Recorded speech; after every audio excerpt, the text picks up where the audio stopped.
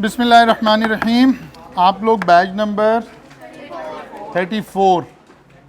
Okay, अच्छा, सबसे पहले हम पढ़ाई का आगाज़ करने से पहले हम थोड़ा सा अपनी एग्ज़ामिनेशन की प्लानिंग कर लें, बिकॉज़ अब आप अक्टूबर में एंटर हो गए हैं। तो अक्टूबर में हमें, आपको याद है कि हमने प्लान किया हुआ था कि नवंबर एंड दिसंबर में हम एग्ज़ाम दे के फारिग हो जाएंगे। और इंशाअल्लाह ताला ज़ाहिर है आप ये सारे बच्चे वो हैं जिन्होंने सीए करने का फ़ैसला अपने रिज़ल्ट आने से पहले कर लिया होता है कि यार अब हमें सीए करना है। ठीक है, उसका फ़ायदा क्या होगा कि इफ़ेक्टिवली आप वो बच्चे जो रिज़ल्ट आने के बाद जिन्होंने फ़ैसला किया, आप उनसे 6 मंथ सीनियर बन जाएंगे इंशाअल्लाह ताला। और ऑब्वियसली 6 महीने ज़िंदगी के आपके सेव हो जाएंगे। अब हम चलेंगे कैसे, नवंबर में हम लोग एग्ज़ाम देंगे BWCS का प्लस इको का। ठीक है, ये 2 पेपर हम देंगे किसमें, नवंबर में। और दिसंबर में फिर हम देंगे बाकी के 3 पेपर। बाकी के 3 कौन कौन से बचे हैं? अब तो पेपर के नाम याद हो गए ना आपको। इसका मतलब है अकाउंटिंग का पेपर देंगे और बिजनेस और क्यूएम का। ऐसे हमें बैलेंस्ड अप्रोच हमारी बन जाएगी। ये क्योंकि इंग्लिश में आपको थोड़ी सी प्रैक्टिस करनी पड़ रही होती है, तो यहाँ बैलेंस आउट, टाइपिंग स्पीड और ये चीज़ें मेंटेन करने के लिए तो ये बैलेंस आउट हो जाएगा। यहाँ क्यूएम और वो आ जाएगा तो I2 भी एक इजी पेपर आ जाएगा। ऐसे बैलेंस हो के यहाँ प्रैक्टिस की वजह से अगर इधर ही हमें एक तीसरा पेपर डालें तो यहीं आपको टाइपिंग स्पीड, राइटिंग और वो काम भी करना है। तो इस तरह से ये इंशाल्लाह ताला हम दिसंबर में क्वालिफाई कर चुके होंगे। पीआरसी हमारा अल्लाह ने चाहा तो कंप्लीट हो चुका होगा इंशाल्लाह दिसंबर में। और फिर वहाँ से कॉलेज आपको ज़ाहिर ऑफ़र भी कर रहा होगा कि जो बच्चे थोड़े से कमिटेड हैं और अगर थोड़ा जज्बा उनके अंदर मौजूद है तो वो 2 महीने में, अगले में मार्च अटैम्प्ट में इंशाल्लाह ताला FR1 एंड बी लॉ भी पास कर चुके होंगे इंशाल्लाह ताला। जी, रजिस्ट्रेशन का क्या बताना है? वो कंसर्न डिपार्टमेंट में, उसमें अपडेट नहीं होगा वो। अगर बताया नहीं हुआ तो हम कल उसकी आपकी वो क्लास में दोबारा भेज देते हैं। रिक्वायर्ड है। अच्छा, अगर सबको नहीं बताया हुआ तो फिर हम क्लास में वो आपको थोड़ा दोबारा रिफ्रेश करवा देते हैं, वरना इंडिविजुअली है तो मिस आयशा के पास चले जाइए आप। दोनों ऑप्शन अवेलेबल हैं आपके पास। अगर रिसोर्स अवेलेबल है, घर पे सब कुछ अवेलेबल है, आप खुद भी कर सकते हैं। और ये कॉलेज भी रजिस्ट्रेशन करवा रहा होता है, आपको टाइम देगा, आपको सिस्टम पे बुला लेंगी मिस आयशा और वो सारा प्रोसेस वहाँ पे परफॉर्म करवा देंगी। बिकॉज वो अल्टीमेटली टेक्निकली आपने करना है, क्योंकि वो आपके पासवर्ड आपके अकाउंट से होना है। तो असिस्ट करने के लिए हम क्या कर रहे होंगे, आपके अकाउंट्स आपसे ओपन करवा के प्रोसीजरली आपको सिखा देंगे कि यार ये काम ऐसे होना है, वहीं बैठ के करवा देंगे। और जो बच्चे थोड़े से यूज टू हैं वो कहते हैं सर इसमें कौन सी बात कर रहे हैं आप, ये कौन सी दुनिया की बात है, हमें सारा कुछ आता है, हम खुद ही कर लेंगे। तो वो प्रोसेस समझ लें, उस तरह कर लें। दोनों ऑप्शन अवेलेबल हैं। अच्छा जी, आगे चलते हैं। हमने इनपुट डिवाइसेस के ऊपर गुफ्तगू कर ली थी और आज हम गुफ्तगू कर रहे हैं आउटपुट डिवाइसेस के ऊपर।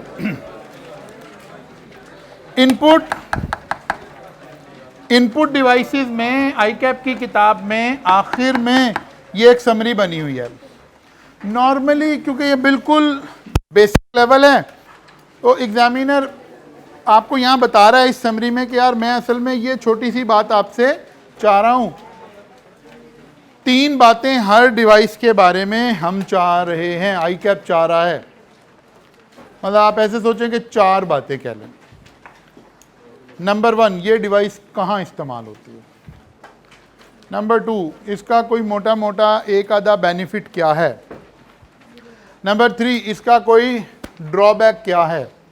नंबर 4, अगर इसको हम कहीं एब्रीविएट कर रहे हैं तो उसके मीनिंग क्या हैं, MICR क्या है, ये क्या है, इस तरह के ये 4 सवाल यहाँ से बन सकते हैं। तो इन्होंने 2 सवालों का जवाब यहाँ डिटेल में दे रखा है। जैसे कि कीबोर्ड के बारे में हमने बात की तो उन्होंने कहा यार बेनिफिट मेन क्या है, कॉमन है यानी आसानी से मिल जाता है, सिंपल है और चीप है। यानी आज के इस महंगाई के दौर में भी ये कीबोर्ड लेने चले जाएंगे तो 600-700 रुपये का मिल जाएगा आपको, ठीक है ना, और हर जगह मिल जाएगा, तकरीबन हर महल्ले की शॉप में कहीं ना कहीं करीबी दुकान से मिल जाएगा। यही मोटे मोटे फ़ायदे लिखे हुए हैं। लिमिटेशन, इसके नुकसान क्या हैं, ड्रॉबैक क्या है? वो कहते हैं अगर आपने टाइपिंग से करना है ना तो लेबर इंटेंसिव है। इकोनॉमिक्स में ये बात कहीं लफ्ज़ टर्म पड़ी होगी, इकोनॉमिक्स में कहीं ये टर्म पड़ी होगी। लेबर इंटेंसिव का मतलब है जहाँ ह्यूमन बीइंग को काम करना पड़ रहा है, ऑटोमेशन नहीं है, हाथ से काम करना पड़ा है। तो जाहिर है टाइपिंग तो हम ऐसे ही कर रहे होंगे अगर ये वाला कीबोर्ड की बात करेंगे तो। एंड स्लो, और जाहिर है प्रोसेस स्लो हो जाएगा। प्रॉन टू एरर, और जाहिर है स्पेलिंग गलत भी हो सकते हैं, चीज़ें गलत भी हो सकती हैं, कोई कैपिटल लिखना था वो स्मॉल लिखा गया, स्मॉल लिखना था ये हो गया, ये सारा कुछ। और अगर ना पता हो तो जब आप BWCS की टाइपिंग कर रहे हैं तो उसको जहन में ले आएँ तो खुद ही समझ आ जाएगी कि स्लो भी हो रहे हैं, हमें कीज़ ढूंढनी भी पड़ रही हैं, हमें टाइपिंग सीखनी भी पड़ रही है, ये सारा काम इसके अंदर करना पड़ रहा है आपको। इसी तरह से दूसरा आ गया touch sensitive screen and touch pads. अब थोड़ी सी उससे लेटेस्ट बात आ गई। वो कह रहा सबसे पहला फ़ायदा हुआ कि स्पेस सेव हो गई है। अब मोबाइल में पूरी स्क्रीन हमारी है, अलग से पैड हमें नहीं लगाना पड़ रहा। जब वो कीज़ वाले मोबाइल थे तो ऊपर स्क्रीन इतनी सी थी, नीचे इतनी बड़ी पैड थे। अब यहाँ ये अच्छा स्पेस का मतलब ये नहीं कि यार ये कोई हम प्लाजा खड़ा कर देंगे, नहीं, बाद दफ़ा स्पेस बड़ी अहमियत की आमिल है। मसलन ये टीचर का पैनल है, इस इतने बड़े रूम में टीचर को जगह एलोकेट हुई है, इस जगह का 40% ये कीबोर्ड ने लिया हुआ। अब ये कीबोर्ड यहाँ से उठ जाए तो मेरे पास मेरी जगह 100% आ जाएगी, मुझे बुक रखने में आसानी होगी, मुझे अपनी वाटर बॉटल रखने में आसानी होगी। तो ऐसे ये हमें सेव कर रही होगी, कहीं भी उस पर्टिकुलर सिचुएशन के तनाजुर में बात हो रही है। Integrated graphical user interface are वो यूज़र फ्रेंडली हो गया, सारा कुछ हो गया। लिमिटेशन क्या हो गया? Can be difficult to graph the technique for accurate data entry. Sometime accuracy level इसका बेहतर है, इसका उससे थोड़ा सा लेस है। Labour intensive and slow. उसके साथ ही अगर हम टच स्क्रीन में जा रहे हैं, किसी टच पैड में जा रहे हैं, तो वो रिलेटिवली एक्सपेंसिव हो जाएगा। अब रिलेटिव की बात हो रही है। फिर इसी तरह से वो जो मैंने अभी लफ्ज़ बोला कि अब इसके लिए MICR, ये क्वेश्चन बन गया। MICR स्टैंड फॉर, ठीक है ना, एब्रीवेशन अगर कहीं यूज हो रहा है तो एक सवाल ये भी बन सकता है इसके अंदर बेसिक सा। Speed and accuracy. MICR documents are expensive to produce, क्योंकि वो मैग्नेटिक इंक से आपने प्रिंट करना है। एक नॉर्मल प्रिंटिंग और उसकी प्रिंटिंग में रिलेटिव टर्म में क्या आ जाएगी, थोड़ी सी एक्सपेंसिव हो जाएगा वो। फिर optical mark reader, MCAT ECAT जो बच्चे देकर आए हुए हैं, ठीक है ना। स्पीड एंड FSC का रिजल्ट कब आया था, कितने अरसे बाद आया था, कितने अरसे बाद आया था? एग्जाम के तकरीबन कितने अरसे बाद आया था? 3 माह बाद। और MCAT ECAT का कब आया था? और बच्चों ने घर आके खुद ही वाई एक हफ्ते बाद क्यों आ गया था? टेक्निक की वजह से, स्पीड एंड एक्यूरेसी की वजह से, ठीक है ना।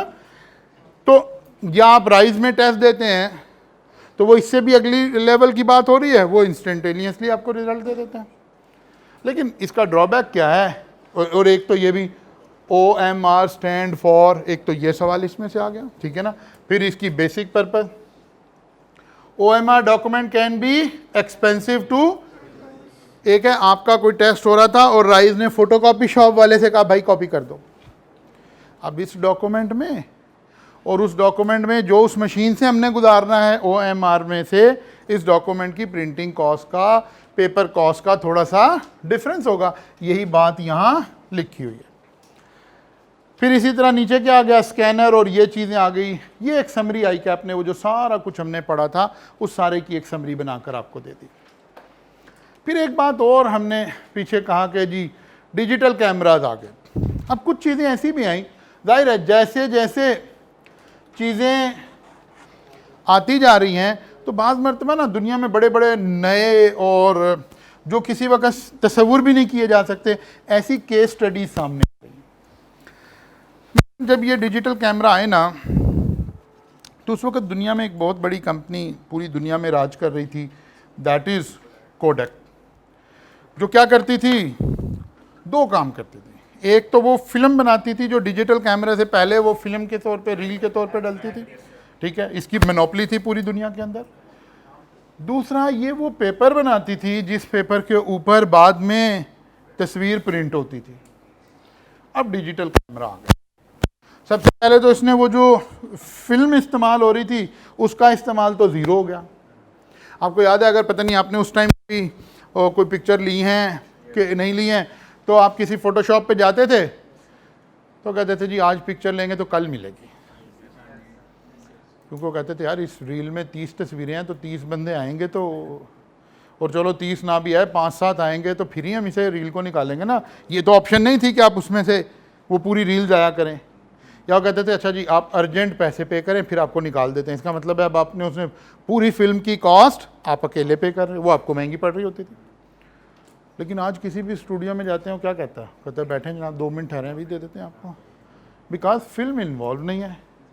सेकेंडली ये कि 80% ऑफ ओवर 80 नहीं 99.99% of over picture need not printing. अब प्रिंटिंग नहीं चाहिए आपको, अब तो फेसबुक पे लगाने के लिए चाहिए, इंस्टा पे लगाने के लिए चाहिए, इधर चाहिए। अब तो मुझे प्रिंटिंग तो बहुत, कहीं ऑफिशियल कोई डॉक्यूमेंट है, कोई ऐसा अभी भी ट्रेडिशनली कोई शादी का फंक्शन है कि इंसान कहता है चलो यार इसकी हार्ड कॉपी भी ले लें। अब इस कंपनी को, दुनिया की सबसे बड़ी कंपनी को दोनों तरफ से मार पड़ना शुरू हो गई, और देखते ही देखते ये दुनिया की सबसे बड़ी कंपनी की बैंकक्रप्ट हो गई, जिसके बारे में कुछ सोच भी नहीं सकता था। ये ऐसे ही है, ये ऐसे ही है जैसे आज की तारीख में हम खड़े होकर कहें कि यार एप्पल जो है ना बैंकक्रप्ट हो जाएगा, तो आप कहेंगे सर ये आप क्या कह रहे हैं, एप्पल कैसे बैंकक्रप्ट हो जाएगा? सारी दुनिया तो लाइनों में लगी हुई है कि कभी फ़ोन आया तो मिल नहीं रहा है, कैसे बैंकक्रप्ट हो जाएगी? तो इस तरह के टेक्नोलॉजिकल चेंजेस की वजह से इस तरह के बहुत सारे इवेंट्स हुए। ये सारी गुफ्तगू हमारी बुनियाद बना रही है। एक पेपर आगे हमने पढ़ना है Kaif 6, that is financial management, और वहाँ एक स्ट्रेटजी पढ़नी है। वहाँ हम कहते हैं कि यार वो इदारे जो वक्त के साथ खुद को चेंज नहीं कर रहे हैं, वो आज जितना मर्जी सक्सेसफुल बिजनेस ऑपरेट कर रहे हों, एक वक्त आएगा वो इदारे इस दुनिया में एग्जिस्ट नहीं कर रहे होंगे, बिकॉज टेक्नोलॉजिकल चेंज ऐसी आ जाएगी कि उस इदारे की ज़रूरत रहेगी नहीं। मतलब आप थोड़ा सा बैक चले जाएं, 94, 95, 96, 97 इस एज में चले जाएं, 2000 की इनिशियल तक के चले जाएं। अभी दुनिया भर में मोबाइल बहुत ज़्यादा नहीं आए हुए, ठीक है ना। मोबाइल की बजाय जो कल्चर है वो PTCL वाली लाइन का कल्चर है, और PTCL का फ़ोन बड़ी मुश्किल से लगता है, सालों बाद नंबर आता है PTCL का फ़ोन लगने का। जो बेचारे समझदार लोग होते थे ना, किसी ने प्लॉट ख़रीदा, उसने कहा यार कब घर बनाना है, कहते यार बस 7, 8, 10 साल बाद इंशाल्लाह फिर कंस्ट्रक्शन शुरू करें। वो कहता है यार एक काम करो, टेलीफोन की एप्लीकेशन अभी दे दो ताकि जब घर बनाओगे जब तक नंबर आ जाएगा। अच्छा आपको ये मजाक लगेगी बात कि सर ये कौन सी बातें कर रहे हैं, लेकिन हमारा इतना प्यारा मुल्क है कि दलील के तौर पे कोई ना कोई एग्जांपल बनी रहती है। आजकल सुई गैस का कनेक्शन ऐसे ही लगता है, ठीक है ना, तो इसलिए ज़्यादा मुश्किल नहीं होगी आपको समझने में। खैर अब ये कल्चर था, तो एक कंपनी थी जिनके ना टेलीफोन बूथ्स लगे होते थे, जिसे हम PCO पब्लिक कॉल ऑफिस बोलते थे। जैसे फ़र्ज़ किया अगर ये मोबाइल का दौर ना आया होता ना, इस वक्त गार्डन टाउन के इस एरिया में जो सबसे हॉट बिजनेस होना था वो फ़ोन का बिजनेस होना था। पंजाब यूनिवर्सिटी के हॉस्टल्स फलां जगह यहाँ सबसे बड़ा बिजनेस हो रहा था, क्योंकि हर बच्चे ने बेचारे ने घर कॉल करनी है, घर से रब्ता करना है, घर से रब्ता करना है। तो हमारे यहाँ कंपनीज होती थी, टेलीकार्ड, टेलीमार्ट, कॉलमेट, इस तरह की कंपनीज होती थी। वो बेस्ट परफॉर्मिंग कंपनीज होती थी क्योंकि उनका बिजनेस कम्युनिकेशन से रिलेटेड था। मैं सन 2000 में हज पे गया तो अभी टेली कम्युनिकेशन का सैलाब नहीं आया हुआ, तो मक्का मुकर्रमा में, मदीना मुनव्वरा में जो हॉट प्लेसेस है ना, मतलब बिल्कुल फ्रंट की प्लाजा, उनकी फ्रंट की शॉप्स, वो सब बिजनेस क्या करते थे, पब्लिक कॉल ऑफिस का करते थे, PCO। बिकॉज 20-22 लाख अफराद जिस जगह आए हैं उन्होंने अपने अपने घर रब्ता करना है, और एक एक पब्लिक कॉल ऑफिस वहां जितना ये पूरा कॉलेज है इससे बड़ा होता था। ये सन 2000 की मैं आपको बता रहा हूँ, मक्का मुकर्रमा में भी, मदीना मुनव्वरा में। अब एकदम से टेक्नोलॉजिकल अब यहाँ से शुरू हुआ असल। 2 साल के बाद मुझे फिर जाने का इत्तेफाक हुआ तो कोई एक पब्लिक कॉल ऑफिस ढूंढने से भी नहीं मिलता था, बिकॉज इसके दरमियान में मोबाइल आ चुका था। अब जब हम भी गए हैं तो जाहिर है हमारी जेब में भी मोबाइल है, एयरपोर्ट पर ही ना लैंग्वेज आती ना कुछ आती, इशारों से समझा देते हैं कि आपको सिम चाहिए, हम वहीं सिम खरीद लेते हैं और सिम उठा के डाल। पब्लिक कॉल ऑफिस कहाँ है? आज अगर आपको दिखाना हो कि यार पब्लिक कॉल ऑफिस होता कैसे है, तो शायद ढूंढना पड़ेगा कि कोई लाहौर में कहीं कोई पब्लिक कॉल ऑफिस है। अब इन कंपनीज में से बहुत सारी कंपनीज, हम लोकल वापस आ जाएं, वो बैंकरप्ट हुई इसी तरह, क्योंकि उनका सारा बिजनेस तबाह बर्बाद हो गया। लेकिन वो कंपनीज जिन्होंने वक्त के साथ खुद को चेंज करती रहीं, जैसे वर्ड कॉल, फुला कॉल, दिमाग कॉल, उन्होंने देखा अच्छा मोबाइल आ गए, उन्होंने अपने मोबाइल्स लॉन्च कर दिए, लेट्स अज्यूम, या वो इंटरनेट में चली गई या किसी और उस बिजनेस में चली गई, साथ साथ ट्रेवल करती चली गई, तो वो बिजनेसेस आज भी हैं। तो ये बेसिकली जब हम कोई भी सब्जेक्ट आपको हिस्टोरिकल एवोल्यूशन पढ़ा रहा होता है ना, तो इसका मकसद ही होता है कि आपको समझ आए कि यार टेक्नोलॉजी ऐसे मूव कर रही थी या चीज़ें ऐसे मूव कर रही थी, जो लोग साथ साथ मूव किए वो तो फ़ायदे में रहे, लेकिन जो लोग साथ साथ मूव नहीं किए, एक जगह स्टेगनेंट हो गए, तो वो फंस गए। मसलन फ़र्ज़ किया आप सब बच्चे वो हैं जो ख़ुद को ज़्यादा कंफर्टेबल फील करते हैं फ़िज़िकल क्लासेस में। अब जितने बच्चे आप यहाँ पढ़ रहे हैं, इससे कई गुना ज़्यादा बच्चे ऑनलाइन इस वक्त मेरे साथ पढ़ रहे हैं। ये कौन सी लॉट है? ये वो लॉट है जो कह रहे हैं कि यार नहीं भाई, हम फिज़िकली नहीं जाना चाहते, हॉस्टल का ख़र्चा ज़्यादा है, फुला है, या सुबह कौन उठेगा, टाइम पे कौन पहुँचेगा, वो घरों में बैठे हुए हैं। अब फ़र्ज़ करें हमारे में से कोई एक हिस्सा ना स्टेगनेंट हो जाए, हम कहें नहीं नहीं नहीं नहीं हमने तो फिज़िकली पढ़ना है। तो जब कोविड आया तो फिर क्या करते हैं?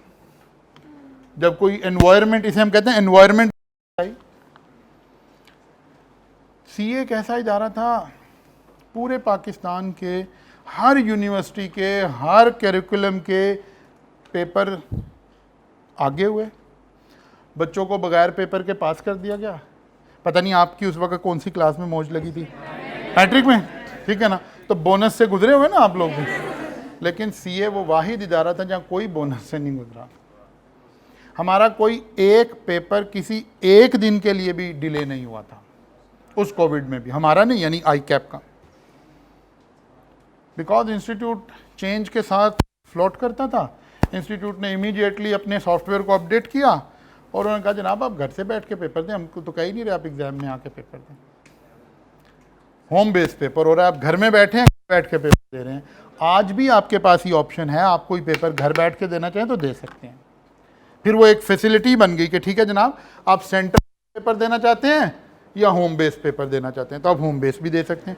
लेकिन ऐसे ना सोचें जैसे अभी आप सब सोच रहे हैं ऐसे यानी आई कैप ये कह रहे हैं होम बेस्ड दें, ये नहीं कह रहा कि होम बेस्ड का मतलब है किताब आपके पास होगी, भाई बता रहा होगा, सारे दोस्त पीछे से वादे लगा रहे होंगे, ए लगा दो, बी लगा दो, ऐसे नहीं हो रहे। वो ज़्यादा सख्ती से हो रहे हैं होम बेस्ड, बिकॉज वो कैमरा लगा हुआ है, सारा कुछ लगा हुआ है, और वहाँ तो हमारे जेस्चर्स से सॉफ्टवेयर जो है चीज़ों को वैल्यूएट कर रहा है। आपकी आई बॉल के रेटिना की मूवमेंट से भी वो अंदाज़ा लगा रहा है कि आप कोई अनफेयर मीन्स तो नहीं यूज़ कर रहे।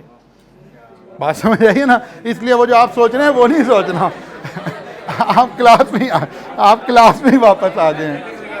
अच्छा जी, वापस आ जाए। तो हिस्टोरिकल एवोल्यूशन जब भी पढ़ाई जा रही हो तो इसका मकसद ये होता है कि बच्चों में चेंज के कल्चर को एक्सेप्ट करवाया जाए, बच्चों को ये पता हो कि यार चेंज का कल्चर क्या है, इसमें से हम चीज़ों को कैसे अडॉप्ट करते हैं। अच्छा जी, नेक्स्ट आ गया हमारे पास output devices. An output device is a part of computer system that receive the process data from computer and present it in some way। वो कहते हैं वो डिवाइसेस जो सिस्टम से प्रोसेसिंग के बाद वाला डेटा हमें दिखाती हैं किसी भी शक्ल में, स्क्रीन पे प्ले करके, प्रिंटर से प्रिंट निकाल के, कोई भी शक्ल में जहां से हमें कोई आउटपुट मिल रही है, वो सब कौन सी डिवाइसेस हैं? आउटपुट डिवाइसेस हैं। Output devices are distinct from input device. अब ये पुराना जुमला लिखा हुआ है, आज तो बहुत सारी क्या हो गई हैं चीजें, combination of both input and output हो गई हैं। जैसे आपके मोबाइल की स्क्रीन इनपुट भी है, आउटपुट भी है, ठीक है ना। लेकिन ऑब्वियसली अगर हम पीछे चलेंगे तो इनपुट डिवाइसेस अलग थी, आउटपुट डिवाइसेस अलग थी, लेकिन obviously with the passage of time चीज़ें क्या होना शुरू हो गई, हाइब्रिड में कन्वर्ट होना शुरू हो गई। जैसे अगर हम प्योर इनपुट डिवाइसेस देखें तो कीबोर्ड था, माउस था, स्कैनर से। प्योर आउटपुट देखें तो प्रिंटर, मॉनिटर, जब तक वो टच नहीं थे तो उस वक्त मॉनिटर सिर्फ और सिर्फ क्या कर रहा था, एज ए आउटपुट डिवाइस इस्तेमाल हो रहा था। हेडफोन आउटपुट डिवाइस यूज़ हो रहे थे, लेकिन जब उसी में माइक्रोफोन लगा दिया तो वो मेरी वो आवाज़ ले भी रहा है और मैं आवाज़ वहाँ से सुन भी रहा हूँ। तो इन प्रोडक्ट को अब हम क्या बोल रहे हैं, हाइब्रिड प्रोडक्ट बोल रहे हैं। एक ऐसी प्रोडक्ट्स जिसको हम एज आ इनपुट भी यूज़ करें और आउटपुट भी यूज़ करें, ठीक है ना। आज स्कैनर हमारे वही प्रिंटर भी हैं, वही स्कैनर भी हैं, ठीक है ना, मल्टीपर्पज़ जो आते हैं। तो फिर वो कौन सी प्रोडक्ट हो गई, हाइब्रिड हो गई। लेकिन अगर हम एक अपने जहन में कन्वेंशनल स्कैनर लाएं तो वो इनपुट डिवाइस थी। हम अपने जहन में कन्वेंशनल प्रिंटर लाएं तो वो सिर्फ आउटपुट डिवाइस थी। लेकिन ये जो ड्यूल आने शुरू हो गए, उसी स्कैनर से आप प्रिंट भी ले सकते हैं, स्कैन भी कर सकते हैं, तो वो कौन सी प्रोडक्ट हो गई, हाइब्रिड प्रोडक्ट हो गई। हाइब्रिड का मतलब क्या है, दोनों पर्पसेस के लिए इस्तेमाल हो रही है, इनपुट भी एंड आउटपुट। अब उसी तरह यहाँ छोटी छोटी सी बातें लिखी हुई हैं कि मॉनिटर क्या है। मॉनिटर एक टेलीविज़न स्क्रीन की तरह से चीज़ है जिसको हम चीज़ें देखने के लिए इस्तेमाल करते हैं। अगर वो टच स्क्रीन नहीं है तो जाहिर है ये क्या है, फिर आउटपुट डिवाइस है, ठीक है ना। इसी तरह से प्रिंटर अगर स्कैनर नहीं है तो ये ट्रेडिशनली एक क्या है, आउटपुट डिवाइस है, ठीक है ना। प्रिंटर हमारे पास डिफरेंट चीज़ों से हो सकते थे। कभी आज भी आप जाएं अगर किसी बैंक वगैरह में तो अभी कहीं कहीं आपको वो प्रिंटर जिंदा नज़र आते हैं जिसे हम डॉट मैट्रिक्स कहते थे, जिसके ऊपर एक हेड लगा होता था और वो मूव करते हुए प्रिंट करता था पेज को, ठीक है ना। आज कहीं कहीं आपको वो नज़र आएगा। फिर उसकी जगह लेज़र प्रिंटर आ गए। फिर कोई चीज़ मूव करती नज़र नहीं आती बल्कि डायरेक्ट प्रिंट, जैसे फोटोकॉपी शॉप में से आ रहा होता है उस तरह प्रिंट हमें नज़र आना शुरू हो गया। फिर कलर प्रिंटर आ गए और फिर उससे बेहतर चीज़ें आ गई। आज 3D प्रिंटर्स आने शुरू हो गए, ठीक है ना। इसके दरमियान में ही वो एक थर्मल प्रिंटर भी आया था, लास्ट टाइम भी हमने जिक्र किया था, जो इंक यूज़ नहीं करता, उस तरह हेड यूज़ नहीं करता। तो there are different type of printer. हमें देखना ये पड़ रहा होता है हमेशा कि हम कहाँ इस्तेमाल कर रहे हैं, हमारी नीड क्या है। हम उस नीड के मुताबिक या उसके यूजेज के मुताबिक देखते हैं। मसलन आज भी आप किसी बैंक में उसे जाके कहें मुझे बैंक स्टेटमेंट चाहिए, तो देखिएगा अभी भी 80% बैंक आपको bank statement dot matrix printer से ही निकाल कर दे रहे होंगे। हालांकि उसमें प्रिंट होने में टाइम भी ज़्यादा लगता है और वो शोर भी क्रिएट करता है, लेकिन इसके बावजूद वो उस सिस्टम में वही चीप पड़ता है, क्योंकि बैंक स्टेटमेंट आपकी पूरे साल की मल्टीपल पेजेस हैं, तो वो उसको वहाँ वो समझते हैं कि ये ज़्यादा मेंटेनेबल है, वहाँ उसी को लेकर चल रहे हैं, ले कम करते हैं बैंक। मैनुअल तो नहीं, मैनुअल का तो मतलब है यानी उसमें मैकेनिकल, आप ऐसे, उसका सही लफ्ज़ है मैकेनिकल होता है, हेड मूव करता हुआ नज़र आता है, वो प्रिंट करता हुआ ऐसे जाता है। मसलन वो क्या कर रहा होता है, आपने एक लाइन प्रिंट करनी है ना, तो वो एक लाइन को, इसीलिए उसे डॉट मैट्रिक्स कहते थे, वो डॉट से लाइन बनाता है, तो वो एक लफ्ज़ को ऐसे गुजरते गुजरते प्रिंट करता है। जैसे आपका ये आजकल अगर आप कभी मेट्रो पे भी इसी तरह वो लगे हुए होंगे। अच्छा, इसी तरह आप वो देखें ना, ये जो स्क्रीन प्रिंटिंग नहीं होती, जो बाहर जो होर्डिंग्स और इसके ऊपर जो लगती है, इसके प्रिंटर को देखें, वो भी ऐसे ही होता है कि अगर ये पूरी स्क्रीन है तो वो एक ऐसे पूरा गुजरा, फिर आया, फिर वो डॉट लगाता जा रहा और फिर चीज़ें बनना शुरू हो गई। वो ऐसे चलता था। फिर हमने देखा कि यार हमें किसी मेडिकल स्टोर पे जाना हो, हमें किसी जगह क्रेडिट कार्ड की पेमेंट करनी हो, इस तरह के जो यूजेज है ना छोटे छोटे, हमें किसी फास्ट फूड रेस्टोरेंट में जाना हो, क्या आप KFC चले जाएं, मैकडोनल्ड चले जाएं, हार्डीज चले जाएं, कहीं भी चले जाएं, सारे लोग थर्मल प्रिंटर यूज़ करते नज़र आएंगे। बिकॉज ये सारी प्रेमिसेस ऐसी हैं जहाँ फूड का काम हो रहा है। फूड का काम हो रहा है, हमें नज़र आए या ना आए, हम जितनी मर्ज़ी क्लीनिनेस मेंटेन कर लें, यहाँ मॉइस्चर के अंदर ही ऑयल मौजूद है। यहाँ लेज़र प्रिंटर भी जल्दी ख़राब होगा, डॉट मैट्रिक्स भी जल्दी ख़राब होगा, यहाँ थर्मल ही चलेंगे। ऐसी जगह जहाँ थोड़ी बहुत डस्ट भी है, ऐसी जगह जहाँ इतनी केयर नहीं हो सकती, वहाँ ये सबसे रफ़ एंड टफ़ प्रिंटर जो है ये थर्मल प्रिंटर हो, जो छोटे साइज़ का है। बाय डिफ़ॉल्ट आपको यही नज़र आएंगे वहाँ पर। हाँ, ऑफिसेज में अब लेज़र ने जगह ले ली, कलर प्रिंटर ने जगह ले ली, सारा कुछ हो गया। वो लोग जो इससे आगे कोई चीज़ें बनाकर दे रहे हैं वो अब 3D प्रिंटर्स पे चले गए हैं, फलां चीज़ों पे चले गए हैं। लेकिन एक उसूल हमेशा याद रखें, बिज़नेस में हम कोई भी डिसीजन लेते हैं तो एक लफ्ज़ इस्तेमाल करते हैं, लिख लें अपने पास, कॉस्ट बेनिफिट एनालिसिस। पहले भी लिखवाया कि नहीं? तो हमेशा उसूल यही रहेगा, कॉस्ट बेनिफिट एनालिसिस। यार इससे मुझे फ़ायदा क्या है? बिजनेस में 1 करोड़ रुपए की चीज़ भी सस्ती है और 10 रुपए की चीज़ भी महंगी है। अगर 10 रुपए वाली चीज़ ने मुझे फ़ायदा 6 रुपए का देना है तो ये महंगी है, ये मैं कभी नहीं करूँगा। लेकिन अगर 1 करोड़ रुपए वाली चीज़ से मैं 3 करोड़ कमा लूँगा तो मुझे वो सस्ती लगनी शुरू हो जाएगी। इस फिलॉसफी का नाम क्या है? Cost benefit analysis. तो हम ऐसे नहीं सोचते यार इतना बड़ा बैंक है तो ये डॉट मैट्रिक्स प्रिंटर क्यों यूज़ कर रहा है, नहीं, वो देखता है cost benefit analysis. Cost benefit analysis का ही एक दूसरा नाम है वैल्यू एडिशन, कि क्या इससे मेरे ब्रांड में, मेरी सर्विस में, मेरी किसी चीज़ में वैल्यू ऐड हो रही है कि कस्टमर डोंट केयर के इसमें कोई चीज़ है कि। मसलन आप KFC पे गए, वो अगर हमें बिल कलर्ड देता तो क्या हम कहते हैं यार KFC ज़्यादा अच्छा है?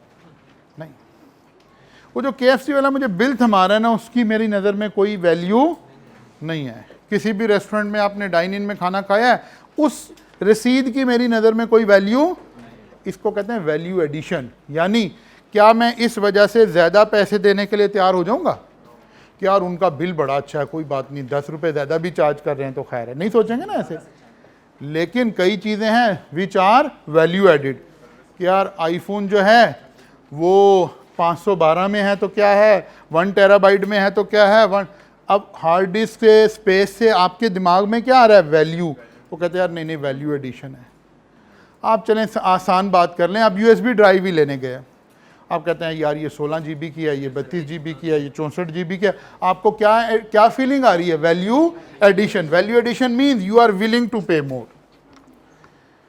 ऐसी तमाम चीज़ें जो वैल्यू ऐड नहीं कर रही हैं, बिजनेस उसके ऊपर पैसे बिल्कुल भी नहीं लगाता। ठीक हो गई बात? या कॉस्ट बेनिफिट एनालिसिस कर लेते हैं। अच्छा जी, अब ये एक बड़ी मुश्किल चीज़ है कि स्पीकर क्या होते हैं और हेडफोन क्या होते हैं। आपके वाली नस्ल को समझाना है कि स्पीकर क्या होते हैं और हेडफोन क्या होते हैं। जिनके माँ बाप तंग पड़े, मैं खुद अपने बच्चों से उन्हें आवाज़ें दे रहे हैं, वो बैठे आराम से।